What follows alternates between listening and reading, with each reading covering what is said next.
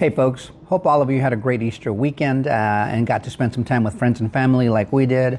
I got to spend a little time with my new grandson also, and so that was a lot of fun. I guess it's his first Easter, and so we had a pretty good time.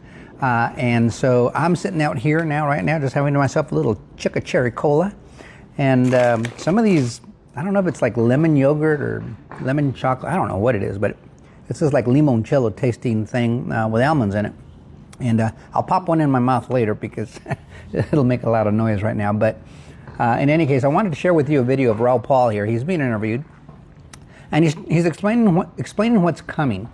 Now, I've heard estimates that there's about $650 trillion worth of value out there, and the addressable market's about 4 quadrillion, something like that, because of how often money changes hands and whatnot. So that creates volume. But in this video, he's going to explain to you what's going on with what's coming for tokenization and these crypto networks. And we're about 3% of the way there. And the reason he says that is because we're just under $3 trillion worth of a crypto market. The expectation in the near term, which maybe from here to 2030, is about 100 trillion of those dollars in value are going to come into the crypto space.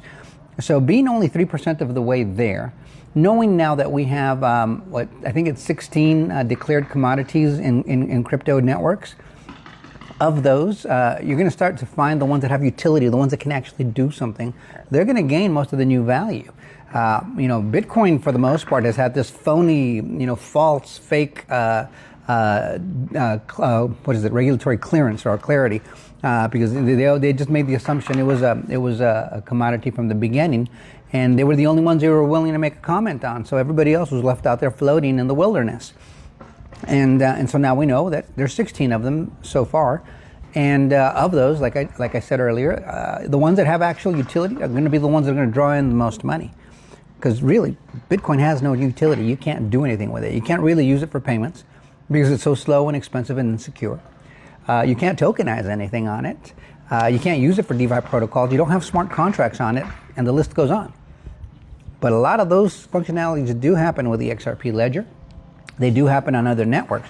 And he says there, simply by switching and buying Ethereum is not going to do it for you. And of course not, because even Ethereum's got a lot of the same problems Bitcoin does, because it's so slow and expensive. There's a lot of networks, a lot of layer 1 networks out there that can do the same thing a lot faster, a lot cheaper, and a lot more securely than Ethereum. So even they will go by the wayside. So let's take a quick look at here he says that